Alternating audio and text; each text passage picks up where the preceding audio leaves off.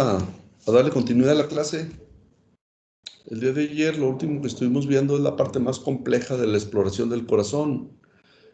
Al decir más compleja me estoy refiriendo al entrenamiento necesario para poder desarrollar esa habilidad. No tanto que no se pueda hacer, pues cuánta gente hay que se dedica a esto. Lamentablemente la modernidad, el acceso a muchos medios técnicos y tecnológicos ha hecho que ciertas habilidades clínicas se menosprecien o se estén perdiendo. Ya cuando hablábamos de la palpación del corazón y la percusión, sobre todo, decíamos que ha perdido fidelidad porque existen métodos tecnificados más confiables, como las radiografías con contraste, las radiografías simples o los ecocardiogramas. En el caso de la auscultación cardíaca es diferente porque aunque existen métodos electrónicos que permiten graficar los fenómenos anormales de los ritmos cardíacos, pues no es un hecho que esté así tan a la mano como una radiografía o incluso un ecocardiograma. Entonces, tenemos que desarrollar la habilidad clínica para por lo menos detectar las principales patologías que pueden confirmarse por auscultación. Entonces vamos a compartir pantalla, nada más recordando una de las diapositivas de ayer, que fue de las últimas, relacionada con la génesis de los ritmos cardíacos. Ya vimos de dónde provenían el primero, segundo, tercero y cuarto ruidos. Los que generalmente son audibles son el primero y el segundo ruido. Los ruidos 3 y 4 muchas veces no son audibles y solamente se aparecen en situaciones ligadas a patología, como la rigidez de las paredes del ventrículo o la frecuencia cardíaca aumentada. Los chasquidos siempre serán ruidos patológicos derivados de un proceso inflamatorio de las hojuelas valvulares, que van a hacer un ruido anormal cuando se despegan para abrirse y para permitir el paso de flujo sanguíneo, particularmente en la válvula mitral y la válvula tricúspide, de la aurícula al ventrículo, en los dos lados.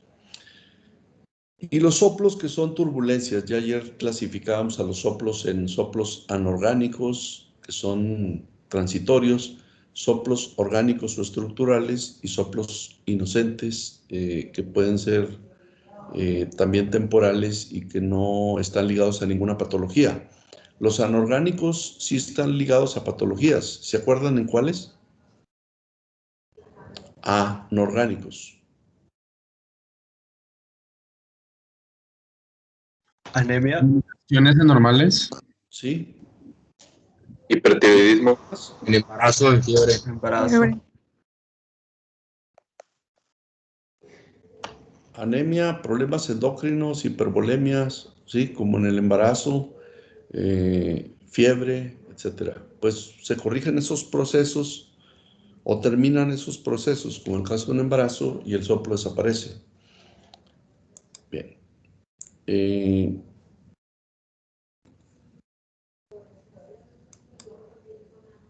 Los sitios de auscultación de los soplos, que ayer enfatizamos mucho, que son 4 principales: el aórtico, el pulmonar, el tricuspidio y el foco de la punta o el ápex, y un quinto foco accesorio de auscultación que está en el cuarto espacio intercostal, borde parasternal izquierdo, que es el foco aórtico accesorio, que tiene mucha utilidad para la auscultación. Prácticamente ayer les comentaba de las comunicaciones interauriculares o interventriculares y en la insuficiencia aórtica. Aquí es el sitio donde mejor se escucha.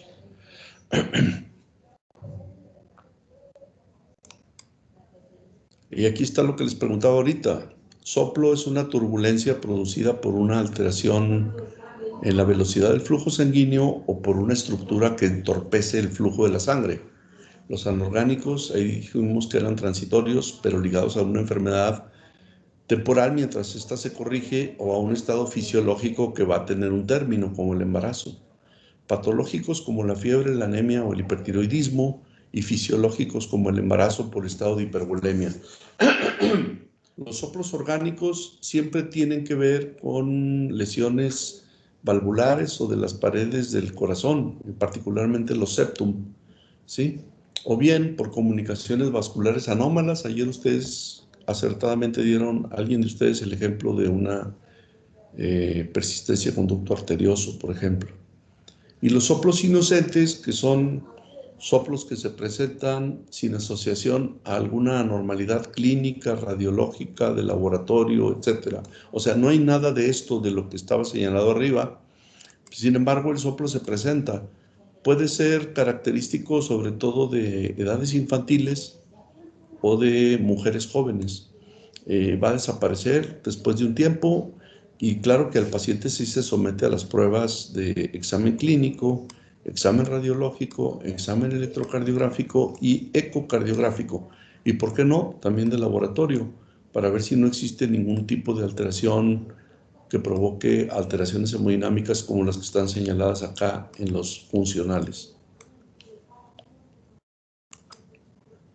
Aquí estaba el esquema de las estructuras que pueden ser susceptibles de daño y de provocar la aparición de turbulencias como estenosis o insuficiencias valvulares, defectos a nivel del tabique interventricular, a nivel del tabique interauricular. Ayer recordamos el aspecto embriológico del foramen oval y la disposición y la forma normal de las válvulas. ¿Qué se le estudia a un soplo? ¿Cuál es su sitio de máxima intensidad? ¿En qué fase del ciclo se presenta? ¿En la sístole? ¿En la diástole? ¿Sí? ¿O en forma continua? La intensidad, ya dijimos que la convencional, lo más convencional era clasificarlos de 1 al 4, siendo el 1 un soplo débil de difícil auscultación y un soplo 4 un soplo de máxima intensidad.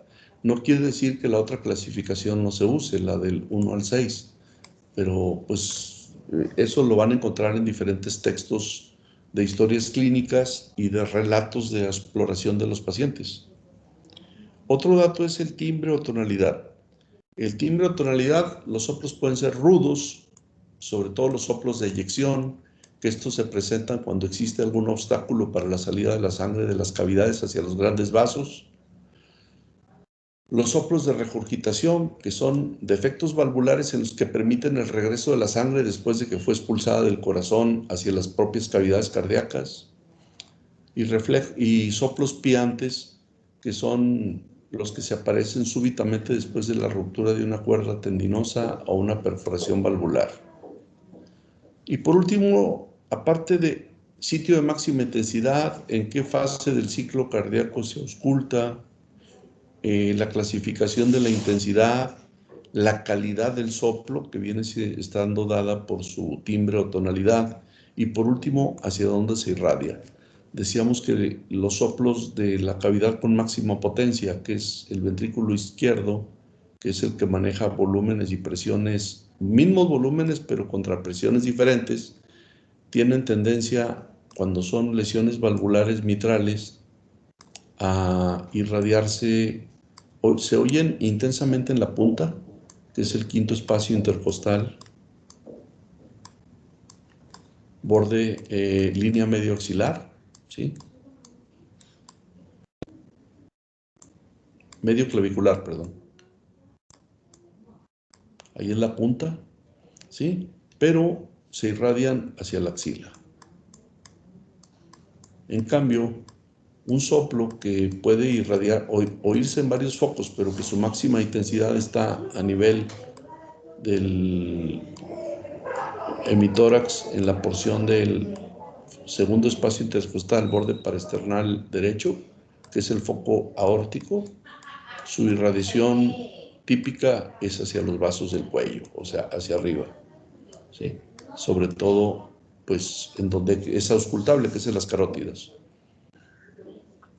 Esos son los soplos que más tienen características de irradiación. Los valvulares mitrales o los soplos por alteraciones valvulares aórticas. Bueno, esto no lo habíamos visto. Tuve que repasar rápidamente lo anterior para poder entender esto.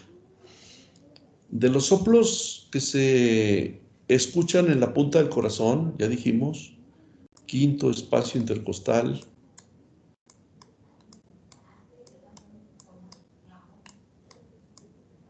línea medio clavicular. Esos soplos se auscultan en la punta. Si son sistólicos, es la punta del corazón o ápex. Si son sistólicos, generalmente corresponden a insuficiencia mitral. Si son diastólicos, son más difíciles de auscultar, a pesar de que son soplos muy débiles, muy suavecitos, que incluso los hacen la comparación con un retumbo de tambor, ¿sí? Este es el soplo característico de la estenosis mitral. Si me cambio de lugar de auscultación al foco aórtico, generalmente ahí solamente se oyen soplos de tipo sistólico y corresponden a estenosis aórtica. Si me cambio a este segundo espacio intercostal, borde paraesternal derecho. Si me cambio al foco pulmonar, que está en el segundo espacio intercostal, borde paraesternal izquierdo, ¿sí? Aquí voy a encontrar también solo un soplo sistólico que es por estenosis pulmonar. Y el foco aórtico accesorio, que es el cuarto espacio intercostal, borde paraesternal izquierdo,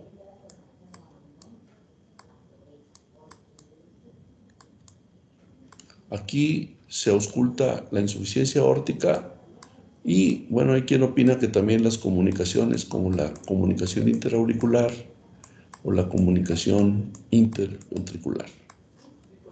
Y por último, el foco tricuspidio, que es más raro que haya patología que afecta a la válvula tricúspide en forma orgánica.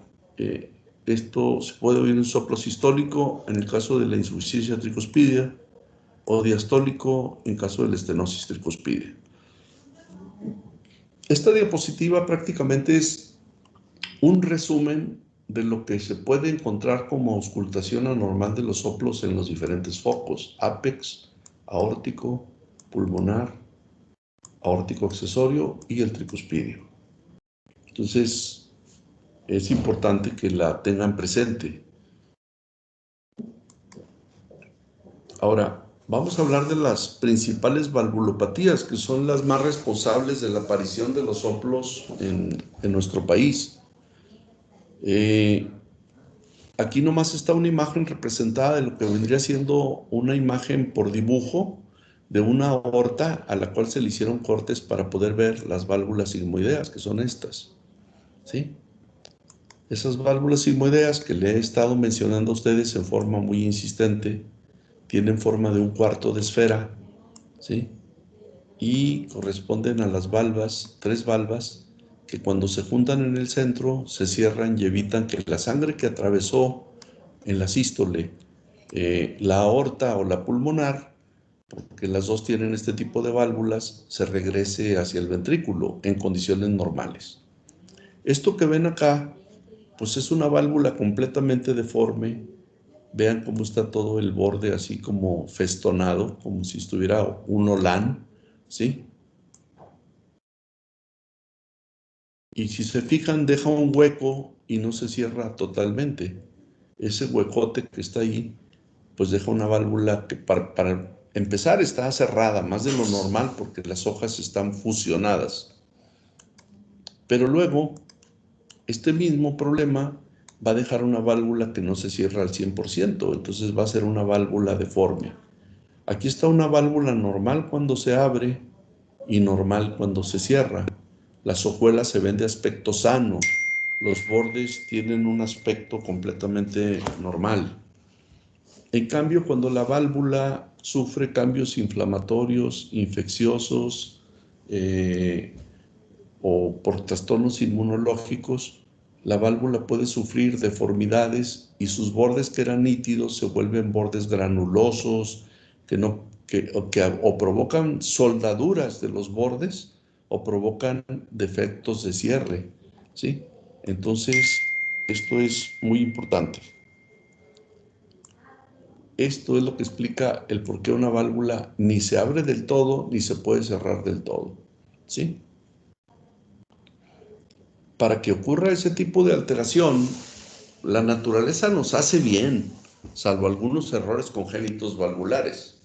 Existe una enfermedad que afecta a la válvula aórtica que se llama aorta bivalva, en la que el orificio aórtico, en lugar de verse como aquí, así, ¿sí? En lugar de tener 3 valvas,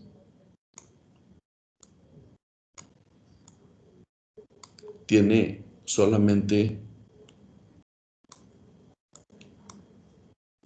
2 valvas. Y esa, pues lógicamente que va a ser una aorta anómala.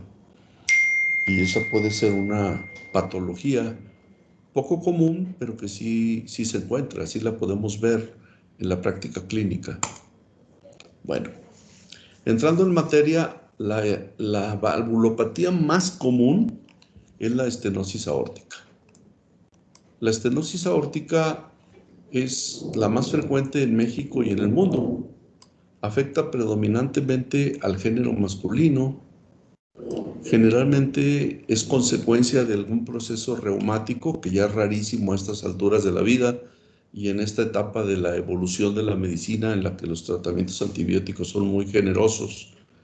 La fiebre reumática es una enfermedad por hipersensibilidad de la persona huésped del estreptococo grupo A beta hemolítico que va a sufrir un proceso inflamatorio de los tejidos de conexión de los cuales están constituidos las válvulas por la presencia anómala de la bacteria en el cuerpo del sujeto o del paciente, que va a desencadenar una reacción anómala de tipo inmunológico que va a provocar alteraciones valvulares.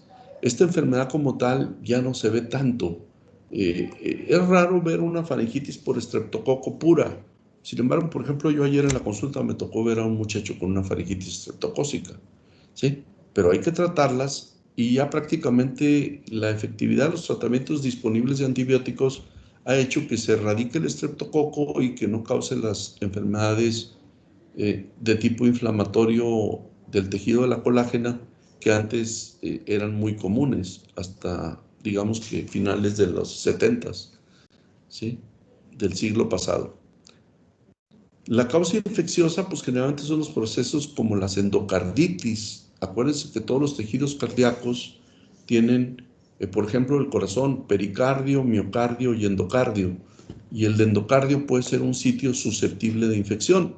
El problema del endocardio es el que se continúa por evolución tisular hacia el endotelio de las arterias, ¿sí? Y hacia el tejido valvular, que es el que está insertado en la porción más interna del corazón. Entonces, cuando alguien sufre algún tipo de proceso infeccioso, generalmente embolias sépticas que viajan desde otro tejido infectado y que prolongan la infección hacia el corazón en procesos que son las endocarditis, ¿sí? Puede quedar una secuela valvular. Y esa secuela valvular es de tipo infeccioso inflamatorio, a diferencia de la que ocurría en la fiebre reumática, que era netamente inflamatoria, indirectamente causada por un agente infeccioso. Aquí no, aquí es directamente causada por un agente infeccioso.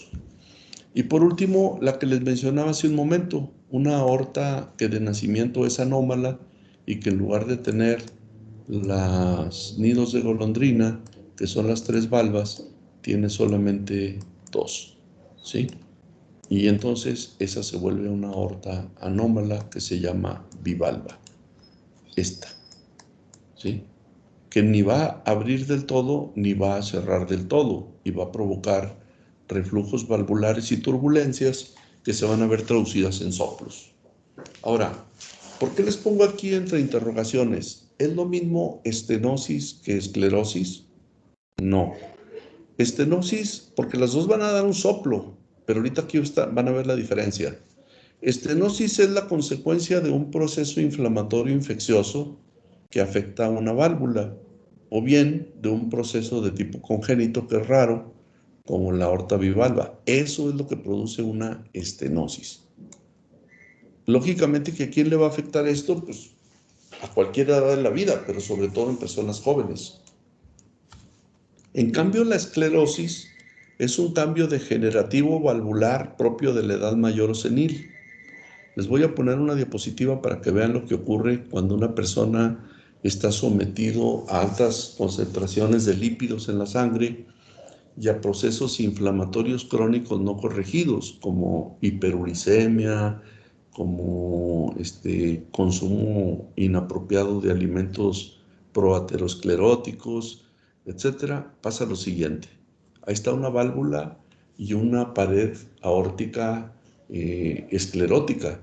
Claro, esta no es la válvula, esta es la pared de la aorta con aterosclerosis. ¿Se acuerdan que vimos que la aterosclerosis era la principal causa de la enfermedad isquémica del corazón?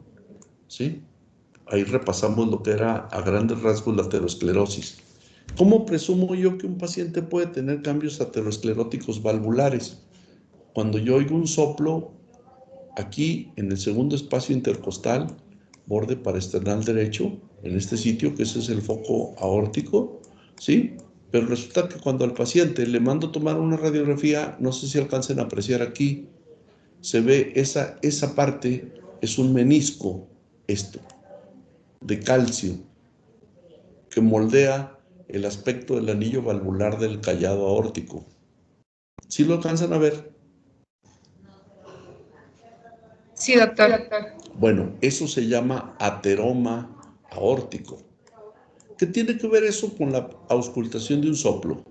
Pues que si así está la aorta en general, en su parte más interna, modificada por depósitos de lípidos, de calcio, células muertas y demás, que es esto que se ve aquí, ¿sí? Aquí se ve traducido por la presencia de sales de calcio en este menisco que se aprecia ahí, ¿sí? Eso se llama ateroma aórtico. Cualquier persona de más de 50 años que le tomen una radiografía pueden ver cambios de esa clase incipientes o francos, ¿sí? Lógicamente, si se la toman a una persona de 80, pues es más fácil que los vean. Bueno, eso igual puede modificarse y producir un aspecto de cambio similar a nivel de las valvas de la aorta. Y entonces no producir estos cambios inflamatorios como los que se ven aquí, pero sí producir depósitos de calcio, depósitos de lípidos que hacen que la válvula artificialmente se vuelva más estrecha y que entonces sople la sangre cuando pasa a través de ella, ¿sí? Entonces, no es lo mismo estenosis que esclerosis, por eso planteé esta duda. Estenosis siempre va a obedecer a cambios inflamatorios, infecciosos o a problemas congénitos. La esclerosis es un proceso progresivo, lento, que es lógico esperar en una persona de edad mayor o senil.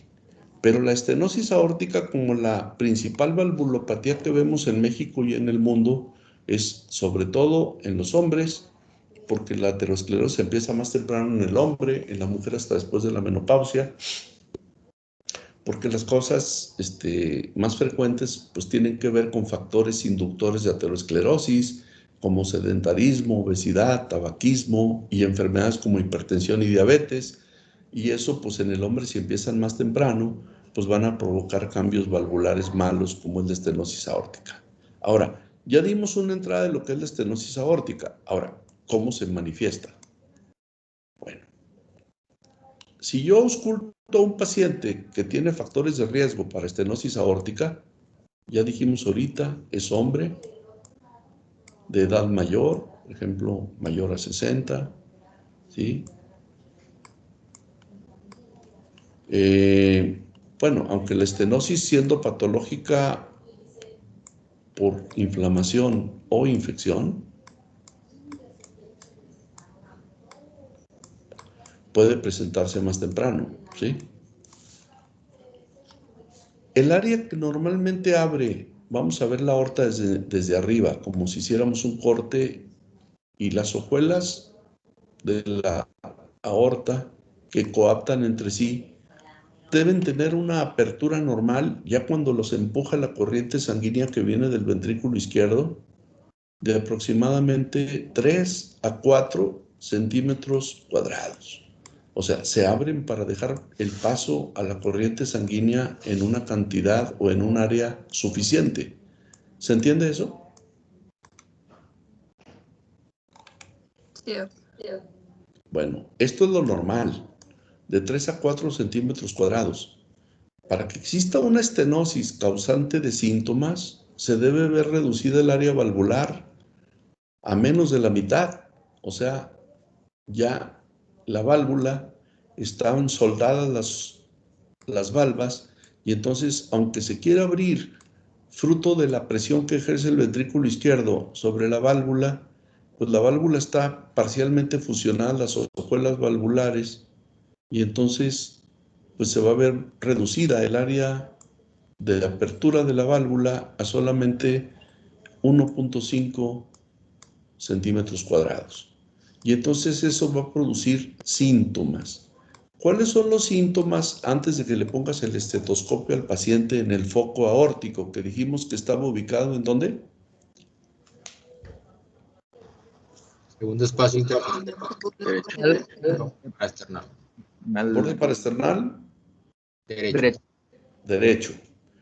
Si un paciente se te presenta con síntomas como la disnea, ha tenido periodos de síncopes o sufre crisis de tipo anginoso, porque dijimos que si la válvula estaba esclerosa no iba a permitir que se llenaran las coronarias, entonces me voy a la exploración. Y en la exploración, el soplo típico de la estenosis aórtica es un soplo sistólico aórtico rudo, eyectivo, que se irradia al cuello y a veces al ápex. La irradiación hacia la punta es débil, pero la irradiación hacia el cuello es intensa. Por eso la manifiesto por las cruces esas, ¿sí? Muy fuerte la irradiación al cuello y débilmente hacia la punta. ¿De qué dijimos que el segundo ruido o S2 era producido por qué?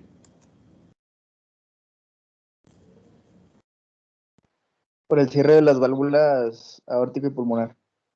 Aórtica y pulmonar, que son las válvulas sigmoideas. Si un paciente tiene una esclerosis aórtica, la pulmonar no está afectada y va a abrir y cerrar en su tiempo, sincrónicamente. En cambio, si una válvula aórtica está afectada con un proceso inflamatorio, infeccioso o degenerativo, no se va a cerrar al mismo tiempo para producir un solo segundo ruido. Y eso va a provocar un efecto que se llama desdoblamiento del segundo ruido en forma fija. Entonces, fíjense las características. La número 1 es soplo sistólico rudo, debido a que es un soplo eyectivo por un obstáculo de salida a la sangre hacia la circulación general. Primer ruido rudo, eyectivo, ¿sí?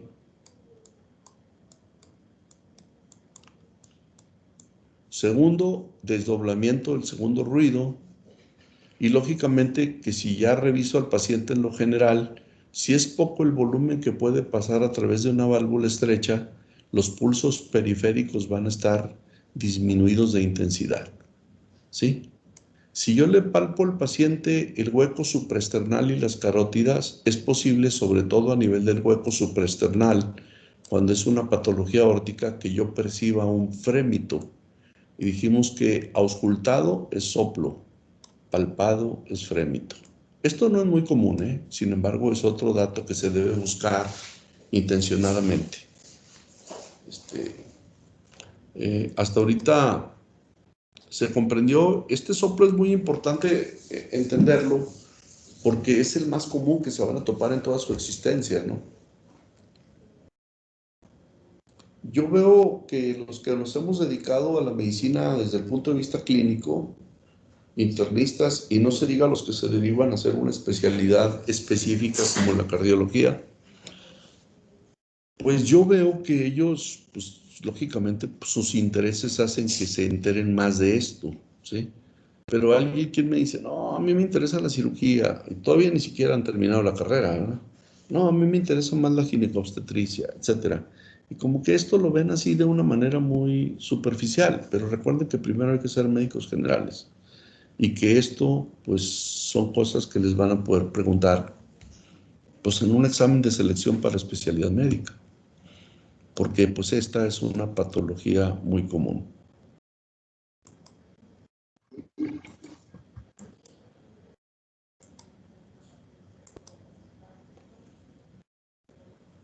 Cuando el paciente tiene una estenosis aórtica, debido a que la válvula está estrecha, se produce una deformidad de la aorta que se supone que nace en este punto y luego se va a volver callado y luego va a bajar por el lado izquierdo del corazón, ¿sí?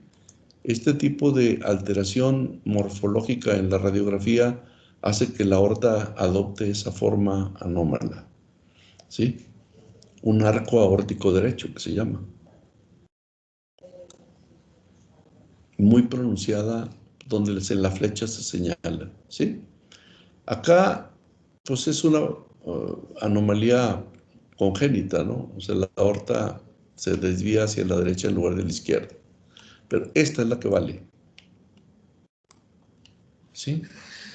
Entonces, eso es típico de la estenosis aórtica. Claro que eso se viste con los demás datos.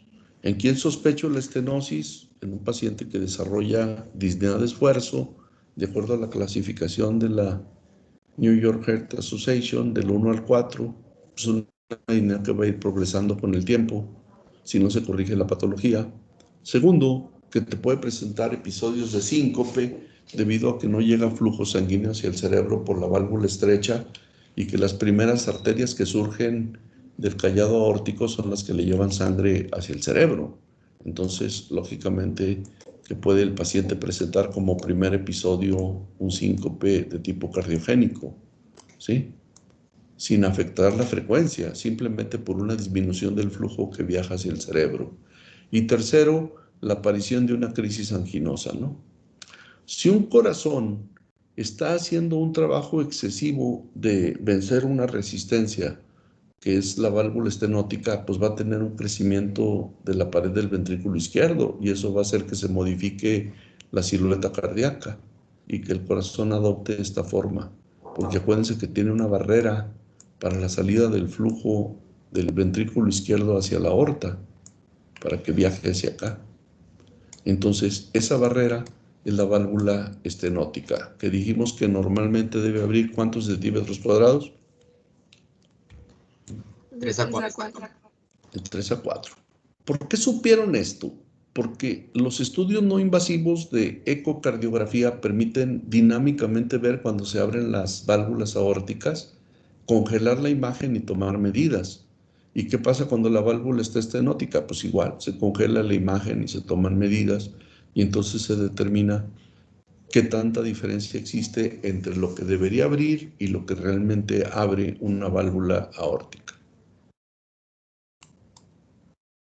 Bueno, comprendida la estenosis aórtica, pasamos a la segunda valvulopatía que es importante que conozcan, la estenosis mitral.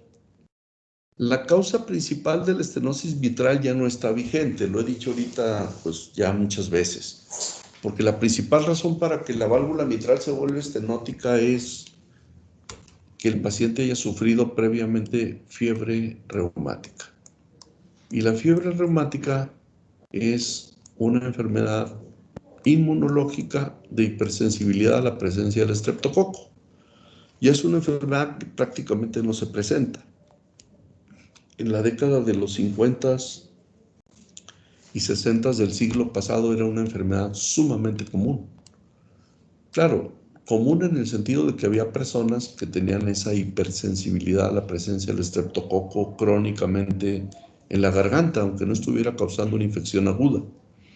Pero la presencia del estreptococo desencadenaba un tipo de reacción que afectaba al tejido de soporte del cuerpo, al tejido de sostén, y ese provocaba cambios a nivel de la colágena que provocaban alteraciones inflamatorias degenerativas permanentes de las válvulas cardíacas.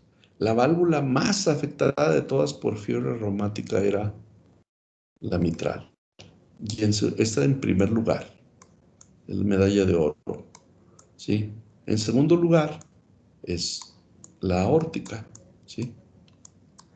También causando cambios inflamatorios y estenosis. Otras rarísima vez eran afectadas por la fiebre reumática, por ejemplo, la válvula tricúspide rarísima vez y la pulmonar prácticamente nunca, ¿sí? Existen otras formas de estenosis mitral diferentes a las que son por procesos inflamatorios crónicos como en la carditis reumática. Como las etiologías congénitas, que son realmente muy raras. A diferencia de la estenosis aórtica, que dijimos que era mucho más común en el hombre, la estenosis mitral es muchísimo más común en las mujeres. 2/3 partes de los afectados por esta enfermedad eran mujeres. La válvula mitral, dado que está en una cavidad que es mucho mayor que el lumen de la aorta, aquí la válvula tiene un orificio de apertura en forma normal de 4 a 6 centímetros cuadrados, pero solo se vuelve sintomática cuando su capacidad de apertura se reduce a 2 centímetros cuadrados. ¿Qué sería esto? ¿Sí? Entonces, una válvula que se vuelve estenótica y que solamente puede abrir esto, pues es una válvula que va a entorpecer el paso de la sangre de la aurícula izquierda al ventrículo izquierdo. Entonces, pues va a pasar mucho menos sangre de la que debe. ¿Qué le pasa a la aurícula?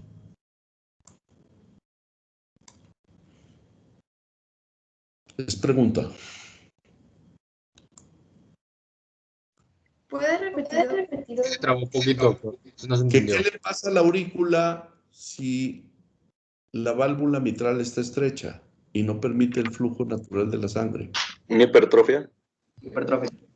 Primero se dilata, ¿verdad? Para darle cabida a la sangre que no puede pasar. Y entonces la aurícula se vuelve grandototota. ¿Qué trascendencia tiene eso?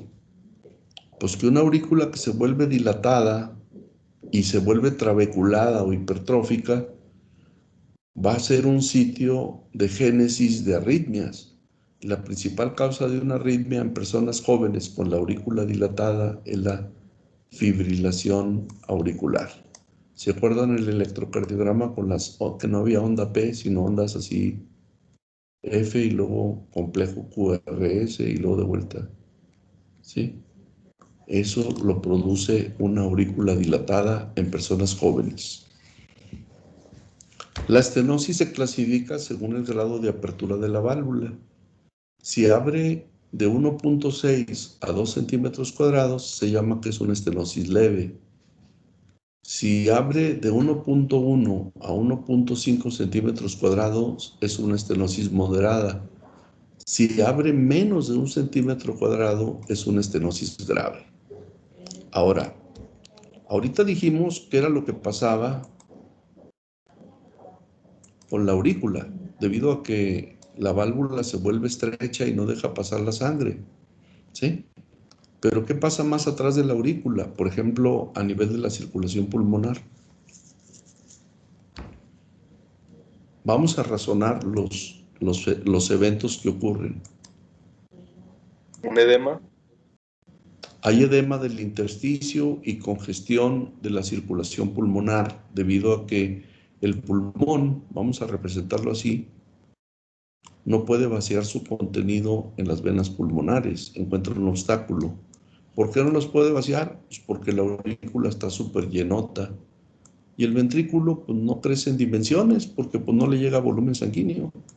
La aurícula derecha normal, la izquierda grandotota, ¿sí?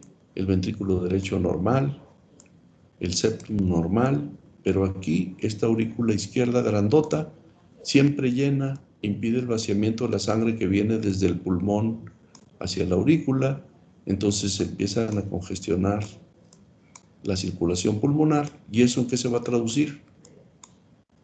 Disnea.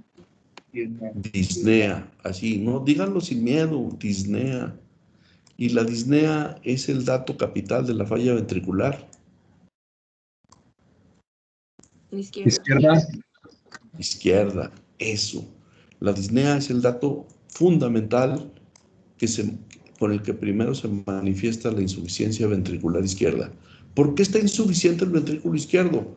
Pues porque esta sangre, aunque haya, no puede pasar a través de una válvula estrecha. Hay un obstáculo mecánico para el paso de la sangre hacia el ventrículo. Y la sangre que el ventrículo logra expulsar es una cantidad menor de la que debiera manejar.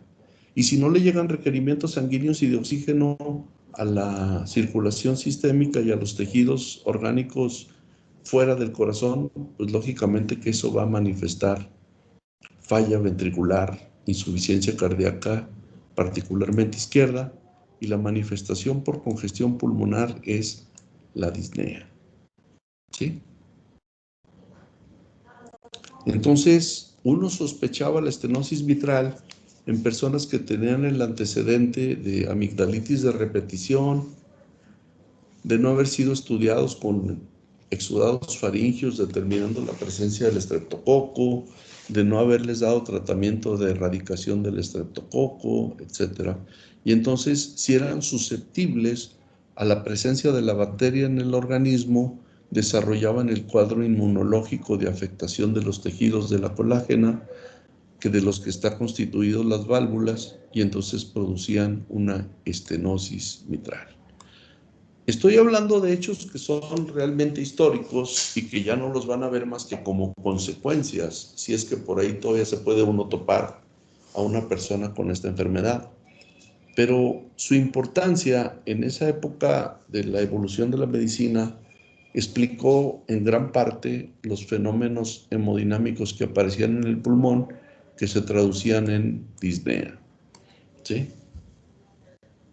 Entonces, esas son las valvulopatías que hasta ahorita podemos revisar. Primero, la estenosis aórtica, que dijimos que era más común en hombres, que la apertura valvular del área de la aorta de 3 a 4 centímetros, que solamente se volvía sintomática cuando se reducía a la mitad, 1.5 centímetros, más común en el género masculino, y que su manifestación principal también era disnea, síncope o angina de pecho. ¿Sí? Que exploratorio es la presencia de un soplo sistólico aórtico que se irradia al cuello intensamente y débilmente a la punta del corazón, más un desdoblamiento fijo del segundo ruido, debido a la disociación de cierre de las valvas sigmoideas de la pulmonar con las de la aorta. Hace que haya dos, como si hubiera dos segundos ruidos. ¿Sí? Bueno, ahora vamos a ver los signos clínicos de la estenosis mitral. Aquí está el aspecto de la estenosis. Vean, si pudiéramos asomarnos a un corazón, lógicamente que este es un corazón de autopsia, ¿sí? Vean cómo está estrecha la válvula, ¿sí? Pues lógicamente que esa es una válvula que no va a permitir que pase la sangre de la aurícula al ventrículo. Entonces, una válvula mitral normal, eso que se ve ahí como telarañitas son las cuerdas tendinosas, ¿sí? Es una válvula que permite el paso de flujo de la aurícula al ventrículo. Pero ¿qué pasa cuando la válvula se vuelve estrecha, como aquí, o patológica?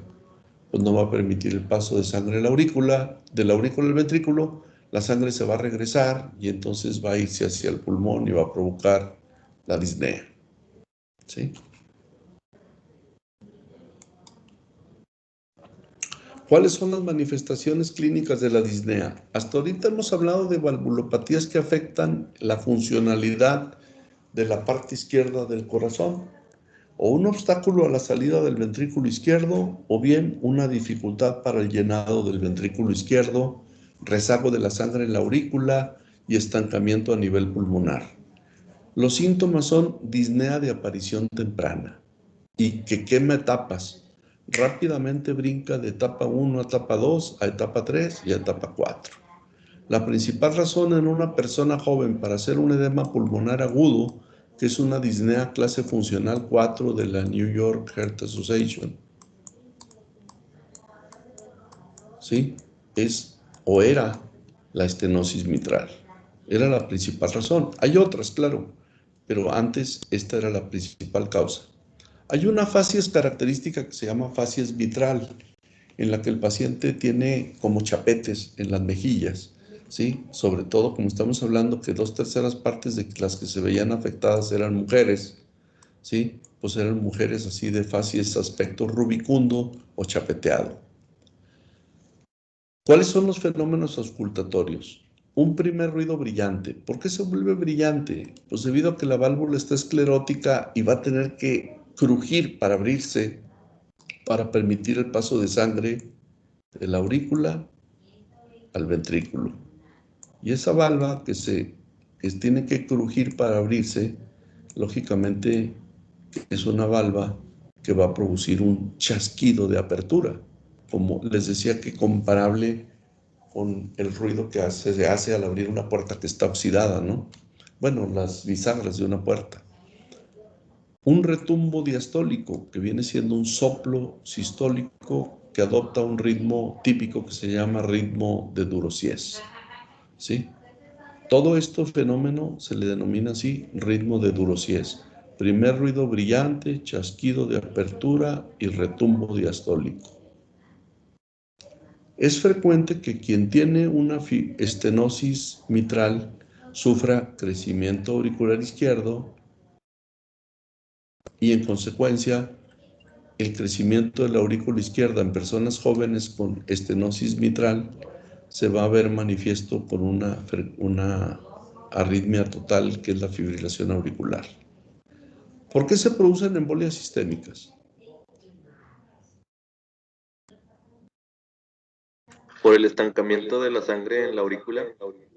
¿Se acuerdan que anatómicamente la aurícula tiene una porción que se denomina orejuela? Aquí, a este nivel.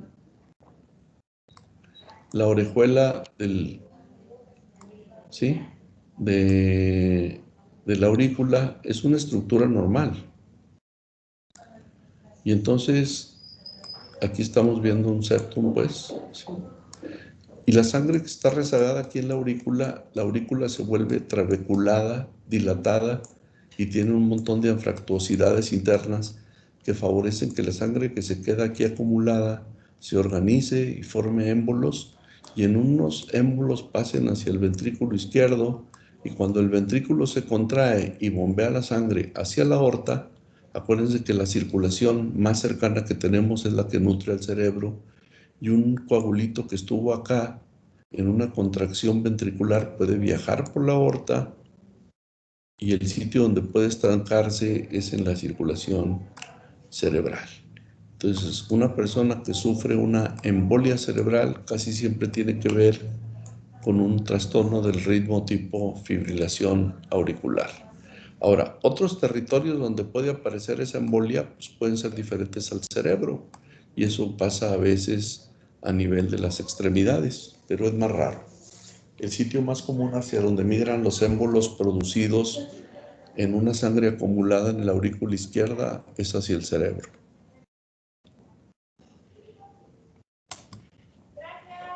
Una estenosis mitral, este estudio se llama fonocardiograma. Debido a la dificultad que existe para oír el soplo diastólico de la estenosis mitral, que es un retumbo, ¿sí? Prácticamente a mí me tocó cuando yo estuve haciendo la especialidad que el hospital donde yo estaba tenía un fonocardiograma para que cuando teníamos dudas diagnósticas de lo que oíamos, pusiéramos al paciente conectado al fonocardiograma y graficáramos los ruidos anormales. Entonces, aquí está el primer ruido que corresponde, ¿sí?, al cierre de las válvulas auriculoventriculares, ¿sí? Y luego la aparición del segundo ruido, que es producido por el cierre de las válvulas sigmoideas. Entonces vuelve a aparecer el ciclo y hay un chasquido de apertura, la aparición del retumbo diastólico que está graficado así, ¿sí? Y acuérdense que todo eso se denomina chasquido de apertura, primer ruido brillante y retumbo diastólico es el que se denomina el ritmo de Durosies, ¿sí? Y ese es el típico de la estenosis mitral. No les miento al decir que esto realmente no es fácil de auscultar, pero cuando vayamos al centro de simulación, pues vamos a tratar de que lo logren oír.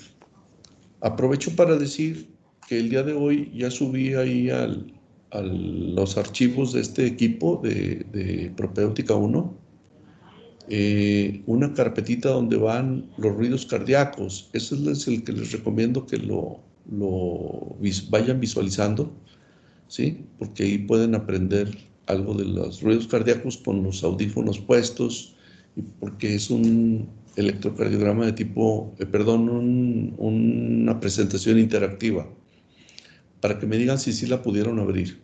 También la vamos a ver aquí en la clase, pero en forma individual es más fácil que ustedes le saquen jugo. Y en la estenosis mitral, por último, vean cómo está la aorta normal. La aurícula izquierda y la orejuela están ocultas por esto que viene siendo la pulmonar superdilatada debido a la congestión pulmonar, y el ventrículo izquierdo pequeño normal. Si le tomamos a este paciente una placa lateral, esto que se ve que está comprimiendo la columna de vario es la aurícula izquierda dilatada, que empuja la columna de vario y que no deja que se llene como aquí arriba.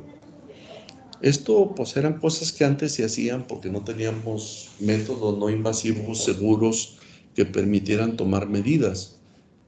Eso es una serie cardíaca, así se pedían antes esas radiografías con un trago de vario. El esófago permitía ver el sitio donde estaba comprimido y desplazado por la aurícula izquierda. Aquí en la placa simple se ve cómo hay un doble contorno.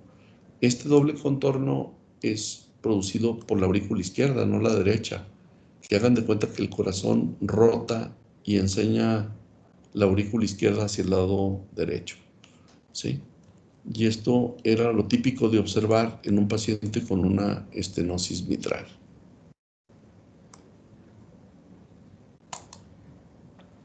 Bueno, el día de hoy aquí le paramos y me gustaría si alguien o si ustedes pueden entrar a esta parte de los archivos donde ya les cargué